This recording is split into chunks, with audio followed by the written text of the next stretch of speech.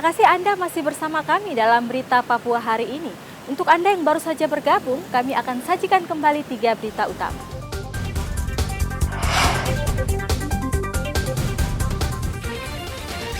Enam rumah dinas polisi di Kompleks SPN Dok 9 Kota Jayapura ludes terbakar. Warga BTN Grand AB Pura dikejutkan dengan penemuan mayat di drainase.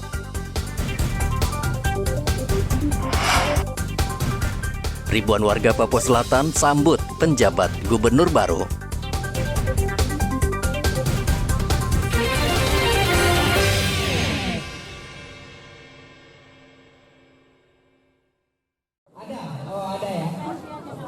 Saat ini stok vaksin booster masih langka di Merauke. Sementara jumlah warga yang ingin divaksin masih banyak. Sabtu lalu warga berdesak-desakan di Taman Mandala agar bisa mendapatkan vaksin booster. Mereka rela antre berjam-jam karena takut kehabisan stok vaksin. Karena stok vaksin terbatas, warga ada yang datang lebih awal karena takut tidak kebagian vaksin. Sebagian sudah datang sejak pagi padahal vaksinasi baru dimulai pukul 9 pagi. Membludaknya warga ini menunjukkan minat warga untuk divaksin di Merauke masih sangat tinggi. Vaksin yang keberapa ini Pak? Ketiga. Vaksin ketiga. Paksiman ini kan vaksinnya agak terbatas. Nah, jika saja Paksiman tidak mendapatkan jatah vaksin hari ini seperti apa Pak nantinya Pak? Ya, kalau nggak dapat vaksin ya nggak bisa pulang Jawa.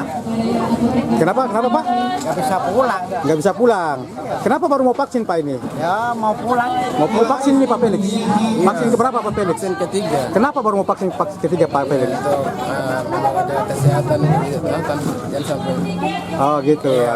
Pak Felix, ini kan vaksinnya kan terbatas. Nah, kalau seandainya Pak Felix tidak dapat jatah seperti apa nanti Pak? Usah kita tunggu lagi. Oh, tunggu. Vaksin keberapa Pak? Ketiga. Ketiga. Pak Ilan kenapa baru mau vaksin Pak? Ya habis kita di sana di Jawa kayak sakit dulu gitu nggak sempat. Oh, nggak sempat. Pak Ilan ini kan vaksinnya terbatas ya. Ya. Kalau seandainya Pak Ilan tidak dapat vaksin hari ini kenapa Pak? Bagaimana? Kalau bisa sih harus. Oh, Tapi kita penting itu nih kita. Tapi ada rasa kecewa nantinya? Tidak. Oh, tidak juga. Kecewa. Ini ada sekitar 300 vial.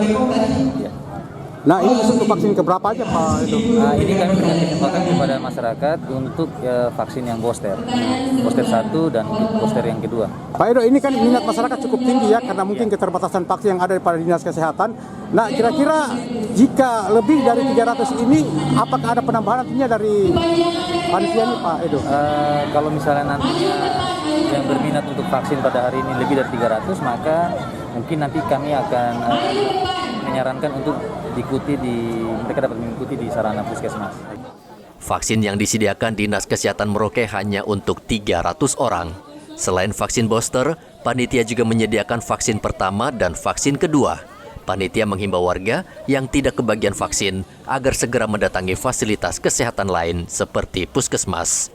Muhammad Ridwan melaporkan dari Merauke, Papua Selatan.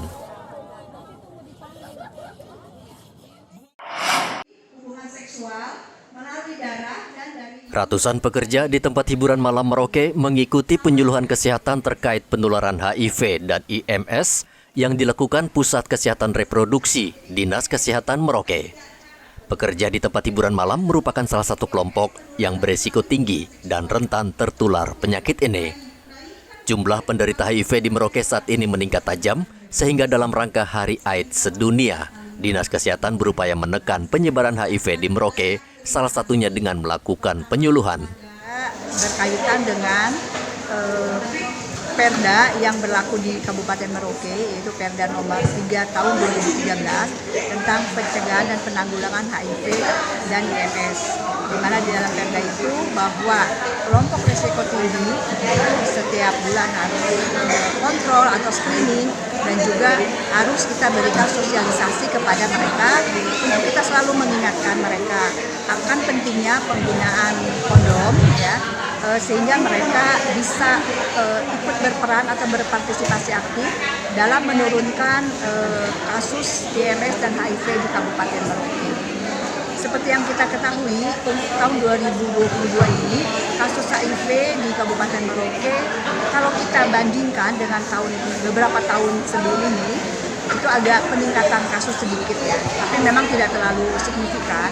Ya ini mungkin akibat dari kasus HIV yang kita temukan di tahun 2022 ini, ya, akibat dari mungkin perilaku beresiko pada tahun-tahun sebelumnya.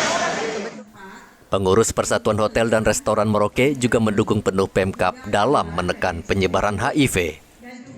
Berkomitmen supaya Perda bisa lebih ditegakkan di Merauke, supaya kita punya angka HIV bisa lebih turun. Kalau kami dari tempat hiburan malam itu sudah terperiksa setiap bulan secara rutin. Cuma kami minta kepada penegak Perda yang di luar-luar sana itu yang banyak gentayangan, tolong juga cukup diperiksa. Sedangkan kami internal sendiri PHRI sudah berkomitmen kalau ada anggota kita yang terkena HIV di saat pemeriksaan, komitmennya harus pulang. Kalau baru belum kerja langsung pulang, langsung dipulangkan. Sejak Januari hingga Oktober tahun ini jumlah penderita HIV mencapai 116 orang. Jumlah ini terus bertambah karena masyarakat masih rendah memahami penularan HIV dan AIDS. Virus HIV bisa menular melalui hubungan seks dan bila tidak terkendali, HIV akan menyebabkan penyakit AIDS yang mematikan. Hingga saat ini belum ada obat yang ampuh untuk membunuh virus HIV. Muhammad Ridwan melaporkan dari Merauke, Papua Selatan.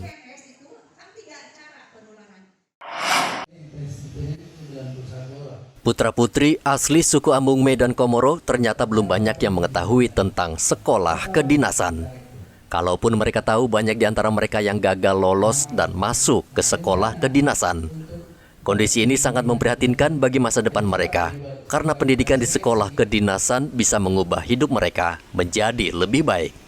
Untuk mengatasi hambatan ini, BKPSDM Mimika mendatangkan pembimbing dari Lembaga Patriot Muda untuk membuka wawasan puluhan anak-anak asli suku Amungme dan Kamoro agar mau mendaftar di sekolah kedinasan.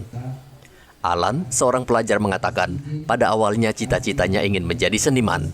Namun setelah mengikuti bimbingan, pikirannya berubah. Ia kini ingin masuk ke sekolah kedinasan. Menurut saya, pandangan saya terhadap penjelasan yang barusan tadi kami terima itu ya, wawasan kita bertambah. Wawasan kita bertambah luas tentang ilmu pemerintahan yang sebelumnya kita tidak tahu, kita menjadi tahu sekarang. Jadi kita cukup berinisiatif untuk. Yang awalnya saya tidak berinisiatif karena memang saya tidak suka dengan pemerintahan. Sekarang setelah belajar saja mulai cukup senang. Karena saya cita-cita ingin jadi seniman, jadi konten kreator, editor. Cuman ya setelah belajar dari sini mungkin itu sampingan menjadikan hobi aja gitu. Ini yang mau fokus ke sini mungkin nanti ke depannya. Ada sudah lega karena sebelumnya juga orang tua kasih tahu kayak bilang masuk IPDN tapi belum terlalu tahu apa itu IPDN dan itu apa sekolah kedinasannya. Tapi setelah tadi penjelasan dari Patriot Muda, Tuhan sekarang sudah mengerti dan punya rencana juga kalau Tuhan izinkan masuk. Pemkab Mimika berencana akan bekerja sama dengan lembaga pemberdayaan masyarakat Amungme dan Kamoro untuk membiayai anak-anak tersebut ke sekolah kedinasan. Khusus anak-anak Amungme dan Kamoro ini selalu kurang dalam hal bersaing, khususnya dalam hal pelaksanaan tes. Kita tahu bahwa saat ini tes untuk sekolah kedinasan itu seluruhnya menggunakan sistem online.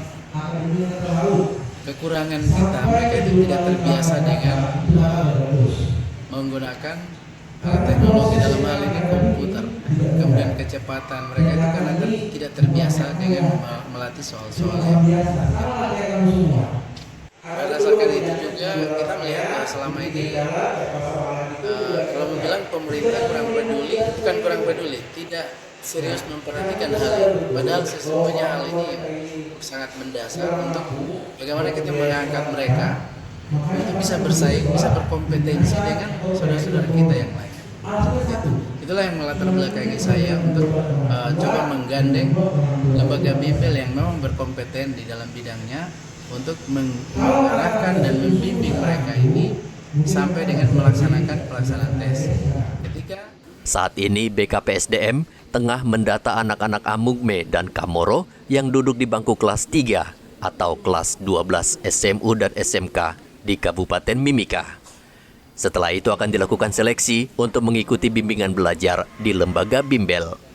Rencananya pada bulan Desember akan dilakukan proses seleksi. Mereka yang lolos sudah bisa mengikuti bimbingan belajar karena tes sekolah kedinasan biasanya dimulai pada bulan Maret tahun depan.